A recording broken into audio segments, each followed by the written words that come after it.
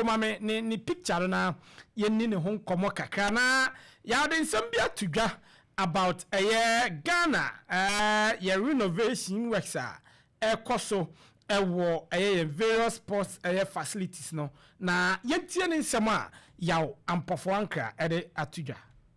Renovations are ongoing. I mean, I'm sure you recently saw His Excellency the President in Ho on the tour of the Ho Sports Stadium, which was built in 1958. It's all part of the comprehensive reset, which includes all infrastructure. And tennis is key. Tennis would be one of the driving forces beyond, obviously, traditional football, athletics, and boxing. A lot of sports are coming through, you know, table tennis, badminton, traditional wrestling, you know, beach soccer, obviously, swimming.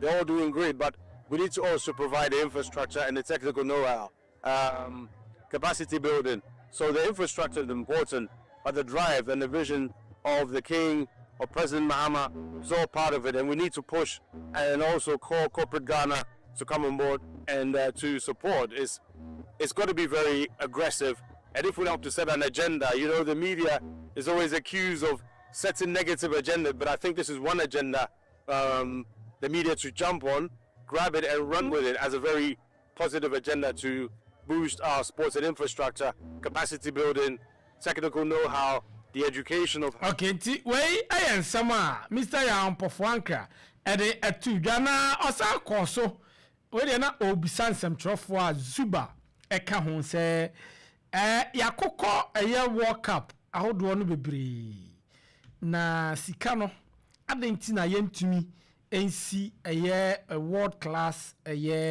facility pitch and so well, facilities in Ghana, you know, sports facilities including, as you mentioned, Babaya Accra Sports Stadium, Swedro Sports Stadium, they're all part of, you know, Bando, all the venues that are under the NSA. Yes, it's important. But we also need to have a conversation about this cycle of, let me choose my words carefully, you know, I'm looking for the right word to use, but we do the same thing over and over again and we expect different results. It wouldn't work like that. We've got to be very honest. The entitlement of sporting federations and associations without putting in that effort, we need to address it. And I think the media should have discussions about this. Why are we not improving? Why don't we have a world-class pitch after 20 years of the World Cup? Why don't we have a world-class pitch? When football is the biggest brand for Ghana, something is wrong. We need to have a conversation and change the narrative. Way I am sama Mr. Yao Ampofo Anka ede atudwa ede ahonsem no mana yemram ewo coach Otto Addo ne nsensem no enso emuna coach no enso de nsem atudwa na Otto Addo o say enei o free Black Star no na omoma ne contract no tension na ewo ho no na nya asem ketwa kra na yentie nkomo no sede esi ekoe. The next morning or the next day you were fired, and I have to say, really, I found it harsh. So I really thought, but sometimes you watch games like that and then you think, the coach, he really has to worry now. And that was a game I watched and thought, well, I mean, it's not exactly dishonorable to lose 2-1 to Germany or something. It certainly wasn't a stellar performance or anything. So I have to say, I thought it was tough. Did you feel the same way? Or is there a long backstory to this that none of us know about? Where you'd say a certain logic to the whole development follows from that.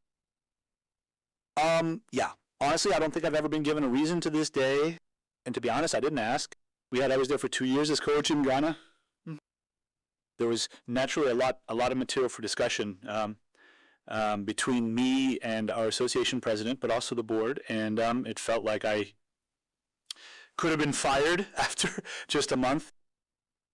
So, but what did they always want from you? Where? What was their issue? Of course, you have to be diplomatic as a coach, that's clear. No matter where you are, even in Germany, I think as a coach, you naturally need that exchange with your, sporting director or your president. It's also, of course, about discussions regarding players. And shortly before the World Cup, it was clear to me that I didn't want to do many experiments, especially in the Germany game, or test this or that person. So I fielded my first 11 for the friendlies before that, including against Austria. That went completely down the drain. I did try a few things here and there. I have to say, and for me, Germany was the dress rehearsal. I think we played a good game. Even if in the first half Germany was clearly better, you have to say you couldn't have complained if you had maybe conceded 1 or 2 goals. But we really, really grew into the game very well and delivered a very good performance. In the second half, we had our chances and used one of those chances, and right at the end, they put another one in against us. But I was very satisfied with that, but I think overall from our president, the expectations were just very, very high. Expectations need they are very high. I know coach Otto Addo nsem no ebi eno na room black satellite say me no ka say team no Cote d'Ivoire omo hwa nim say 2026 wafu zombie and 20 championship no omo so ebebobina zuba nim say squad iko ba list ma abontin under 20 squad ko omo du Cote d'Ivoire ho nso yenim squad ayeko this be a player be a unim no who Kelvin and Nkrumah ana Chiavanyo asa asemo so omumienu no mo wase ai asa anka under normal set list ba and omuso say ba clubs and share anu no omuso be say sese wa ha no kwame omu fa ye ho omu mu ye engineer omu suro de ye ba so na ma me omu fixtures no na ye ni ho enkomo games a nyame adoma omu ebebo no say na etie Ghana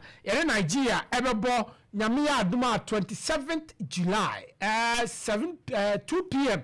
and in first game no ehye na fe second game no aba 30th July and also 6 p.m. na fe last game of group nim no and so ebeba nyame adoma 1st August 2nd August and also 2 p.m. na game no and so ebeba so na mami ram baby any goal stars and Zuba players am be bo mu din omu nyina free agent players am be bo mu din omu nyina free agent Samson Eduku, Vincent Atinga, Apia McCarthy and a Prince Opoku Ajimai omu na da so no na Eduku ni dem say oyenuko playing mate o Samson Eduku ai oyenuko playing aso se Eduku crack akra o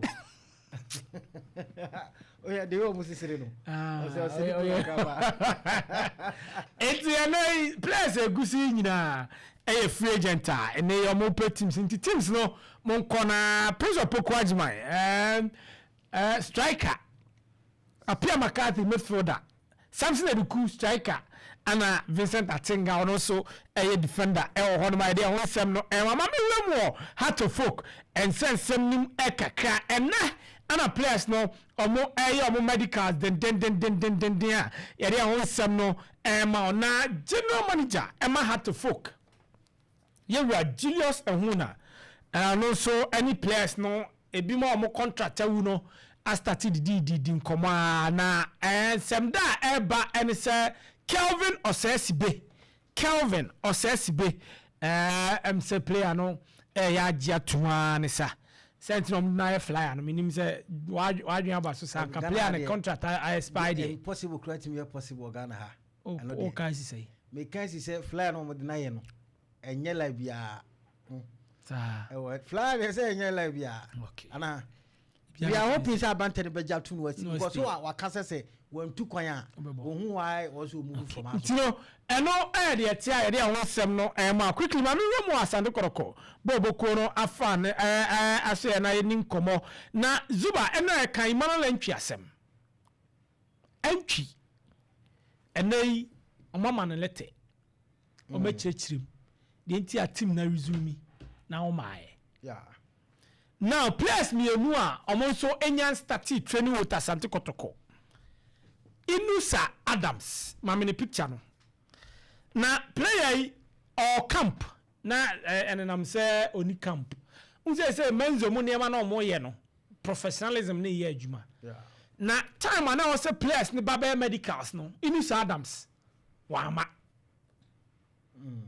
ana coach ne nso say unya medicals a pre-season na training no o ma unye into until say ubeye medicals no unye pre-season no enti anu tina ma Kotoko supporters enhu Inus Adams ewo eye training na omo yenim no ezanze onyanya ne medicals no nti ene no mo hware mu say ombeye medicals na man na watumi ni team no aye training Elvis Cheba for outi